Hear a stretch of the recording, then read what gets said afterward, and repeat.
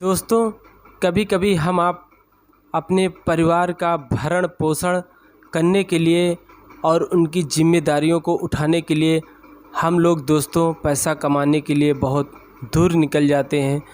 और जब बहुत दूर निकल जाते हैं तो हमको आपको ऐसा महसूस होता है जितना अधिक से अधिक हो हम पैसे कमाएं, अपना और अपने परिवार को सुरक्षित रखें। क्योंकि दोस्तों आज का जो दौर और आज का जो समय चल रहा है ये पूर्णतया पैसे पर ही डिपेंड है। अगर पैसा नहीं तो जीवन में शायद कुछ नहीं। नमस्कार दोस्तों, आज जो मैं आपको सच्ची घटना सुनाने जा रहा हूँ काल्पनिक नाम राजस्थान के एक नवयुवक की रहने वाले की है, जो कमाने के लिए दोस्तों इंडिया से सऊदीया के लिए जाता है। और वह सऊदीया जब पहुंचता है तो जैसा कि इस सऊदीया पहुंचने के बाद उसके कागज़ों की सारी जो डॉक्यूमेंट्स होते हैं उनकी जांच पड़ताल होती है। और जांच पड़ताल होने के बाद वह जहां पर कार्य करने के लिए दोस्तों जाता है उस सेठ के यहाँ पहुंच जाता है, यानी उस अरबी के यहाँ पहुंच जाता है। और पहुंचने के बाद अरबी जो है उससे सारा सब कुछ पूछता है और पूछने के बाद उसको जो है काम पर लगा देता है। दोस्तों वह युवक जो सऊदीया गया होता है वह कंटेनर यानी जो दोस्तों बड़े बड़े ट्रक होते हैं उनको चलाने के लिए इंडिया से वो वहाँ गया होता है। और वह ठीक उसका कार्य चलने लगता है। करीब दोस्तों 5 या 6 महीने होते हैं तो उसके दोस्तों समझ में आता है कि मैं इंडिया से सऊदीया आ गया हूँ, लेकिन वह अपनी ज़रूरत के अनुसार पैसा वहाँ नहीं कमा पाता। तो उसको लगता है मैं भारत से इतनी दूर सऊदीया आया हूँ और यहाँ अगर अपने मुताबिक पैसा नहीं कमा पाया तो शायद मेरा यहाँ आना बेकार है। और मेरे इस कमाने से मेरा परिवार भी अगर सुखी नहीं रहेगा तो ऐसे कमाई का कोई मतलब नहीं है। दोस्तों वह अपना दिमाग लगाता है वहाँ पर और कुछ समय बाद वह उस नौकरी को छोड़कर दूसरी जगह शिफ्ट हो जाता है। वहाँ भी दोस्तों उसको कंटेनर चलाने को ही रहता है, यानी दूसरे अरबी के यहाँ शिफ्ट हो जाता है। वहाँ भी उसको कंटेनर चलाना रहता है, ट्रक चलाना रहता है। दोस्तों वहाँ पर उसको जो है अच्छी सैलरी मिलती है और वो बहुत खुश हो जाता है, उसका अच्छा खासा कार्य चला करता है। लेकिन जब दोस्तों 3-4 महीने बीत जाते हैं तो एक दिन सड़क में ऐसी दोस्तों वहाँ के अरबी के साथ एक ऐसी घटना, ज़ोरदार घटना होती है जिसका खामियाजा यह जो भारत का रहने वाला नवयुवक होता है यह वहाँ का हर्जाना भर नहीं सकता था। क्योंकि इतनी बड़ी घटना हुई कि वह वहाँ से उस घटना के दौर से वहाँ से उसने जो है भागना ही मुनासिब समझा। वह वहाँ से सऊदीया से ही दोस्तों वहीं पर भागकर कहीं किसी होटल में जाकर छिप गया। और जब वहाँ पर काफ़ी भीड़ जमा हो गई तो वहाँ से वो भाग निकला।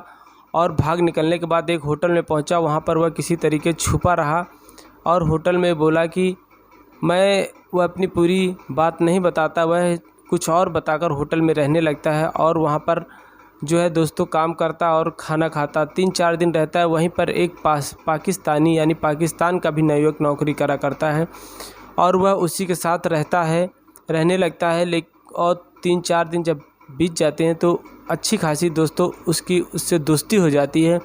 और जब दोस्ती हो जाती है तो वह उसके बारे में जब सब कुछ पूछता है दोस्तों तो वह उससे सारी अपनी घटना जो आप बीती होती बताता है कि मैं इंडिया से आया, मैंने ऐसा ऐसा कार्य किया और मुझसे ऐसी घटना हुई, तब जाकर मैं यहाँ भागा पब्लिक के डर से और तब मेरी दोस्ती तुमसे हुई। तो दोस्तों वह पाकिस्तानी नवयुवक बोलता है घबराओ मत, मेरी यहाँ दोस्ती यहाँ के एक अरबी पुलिस वाले से है, मैं तुमको उससे मिला दूँगा, तुम अपनी सारी आप बीती उससे बता देना, किसी न किसी तरीके तुम्हारी समस्या का निदान हो जाएगा, यानी तुम्हारी समस्या हल हो जाएगी। वह बहुत खुश होता है दोस्तों, सोचता है चलो कहीं ना कहीं से किसी तरीके से अपनी समस्या का हल हो जाएगा। ठीक सुबह दोस्तों वह वहाँ से उस होटल से निकाल कर उस नवयुवक को उस पुलिस वाले से मिलाता है, उस अरबी से मिलाता है और अरबी को सारी बात बताता है। और बताने के बाद वह बताता है कि वह दुर्घटना बहुत बड़ी है। तो पुलिस वाला बोलता है घबराओ मत, मैं इसको 10-15 दिन महीने भर में किसी न किसी तरीके इस समस्या का हल कर दूँगा। जब तक तुम मेरे पास रहो और मेरी नौकरी करो, जो भी बदले में होगी मैं तुमको तनख्वाह दूंगा, यानी मैं तुमको सैलरी दूंगा। वह युवक भी सोचता है चलो ठीक है, अगर उस होटल में रहेंगे तो केवल पेट पलेगा, यहाँ रहेंगे तो कुछ काम करेंगे और पैसा मिलेगा तो अपने परिवार को कुछ ना कुछ यहाँ से पैसे भेजते रहेंगे तो मेरे परिवार का भी खर्चा चलता रहेगा। ठीक दोस्तों, वह नवयुवक वैसा ही करता है और वहाँ पर वह नौकरी करने लगता है उस अरबी की। वहाँ पर दोस्तों करना क्या होता है, एक 4 व्हीलर जो 4 पहिए यानी 4 पहिए की छोटी गाड़ी होती है, वहाँ पर उस गाड़ी से सामान ले जाकर किसी दूसरी जगह सामान देना रहता है। ठीक दोस्तों, इसके बदले में वह पुलिस वाला उसको पैसे देता है। करीब 10-15 दिन जब बीत जाते हैं दोस्तों, तो वह एक दिन जब 4 व्हीलर लेके निकलता है, जब हाईवे पर पहुंचता है तो वह पीछे देखता है कि पुलिस की सायरन की आवाज़ आ रही है। उसके पीछे पुलिस की 3-4 गाड़ियां लगी हुई हैं दोस्तों। तो वह सोचता है हो सकता है पुलिस कहीं और जा रही हो। वो अपनी चाल में चलता है यानी अपनी स्पीड में जा रहा होता है, लेकिन कुछ समय बाद क्या देखता है कि पुलिस जब उसके पीछे गाड़ी लग जाती तो वह दोस्तों थोड़ा स्पीड बढ़ाने की कोशिश करता है, लेकिन वह सोचता है कि मैं यहाँ भागकर जाऊँगा कहाँ। तो वह गाड़ी धीरे रखता है। तब तक उसको तीनों तरफ से जो पुलिस वाले आके गाड़ियाँ घेर लेती हैं और गाड़ी रोकते हैं। वह उतरता है और दोस्तों उससे पूछते हैं कि तुम 4 पहिए में ये जो बैग 3-4 बैग लदे होते हो, इस 3-4 बैग ले जा रहे हो, इन बैगों में क्या है दोस्तों। तो वह पूरी कहानी बताता है कि मैं दूसरे के यहाँ नौकरी कर रहा हूँ, यहाँ के एक अरबी पुलिस वाला उसके यहाँ नौकरी करता हूँ। वह रोज़ ऐसे ही बैग भेजता है, मैं दूसरी जगह लेके जाके देकर चला आता हूँ, इसके बदले मुझे वो सैलरी दे देते हैं। तो पुलिस वाले बोलते हैं ठीक है बैग निकालो। बैग निकाला जाता है। बैग को जब खोलते हैं दोस्तों, उसमें सफ़ेद स्मैक जिसको बोलते हैं सफ़ेद पाउडर के रूप में निकलते हैं, जो बहुत नशीला पाउडर होता है, जिसकी बाज़ारों में अंतर्राष्ट्रीय बहुत बड़ी कीमत होती है। जब दोस्तों वह नवयुवक देखता है तो वह बहुत घबरा जाता है, लेकिन अब वो करता तो क्या करता, एक तरफ से बचा तो दूसरी तरफ वह फंसा। पुलिस वाले उसको पकड़कर जो है पुलिस रिमांड में लेकर उसको कोर्ट में पेश करते हैं। और जब दोस्तों कोर्ट में पेश करते हैं तो वहाँ पर भी वो सारी सच्ची घटना बताता है कि मेरे साथ ऐसा ऐसा हुआ और मैं यहाँ पर पहुँचा।